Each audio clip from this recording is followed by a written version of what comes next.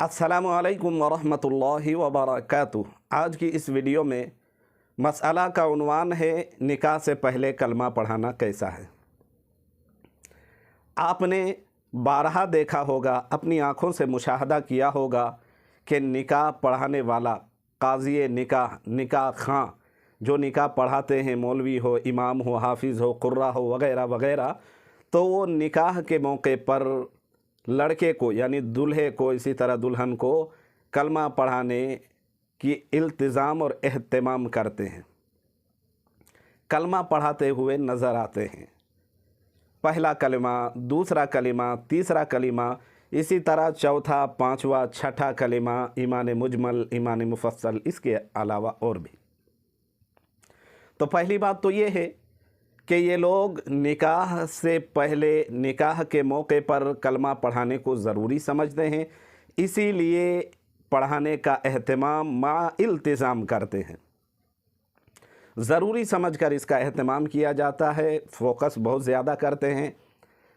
तो पहली बात तो ये है कि इनको पता नहीं होता है, या निकाह पढ़ाने वाले काज़ी निकाह को, निकाह खां को, निकाह पढ़ाने वाले को और दीगर लोगों को इस बात का सही इल्म नहीं होता है, सही जानकारी न होने की वजह से पढ़ाते हैं। तो इस बारे में इस मसले का सही जवाब है कि निकाह के मौके पर कलमा पढ़ाना और कुछ भी पढ़ाना अहादीस सहीहा से, अहादीस नबविया से, मुजतहिदीन से, असहाब रसूल से और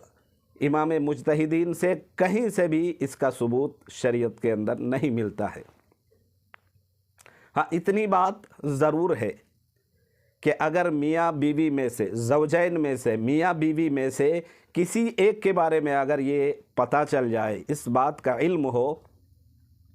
कि मियाँ बीवी में से, ज़ौजैन में से किसी एक का जो है अक़ीदा सही नहीं है, उसका अक़ीदा सही नहीं है, पता अगर चल जाए, तो फिर इस नीयत से कि उसका अक़ीदा सही नहीं है तो अब कलमा पढ़ाना उसको ज़रूरी है।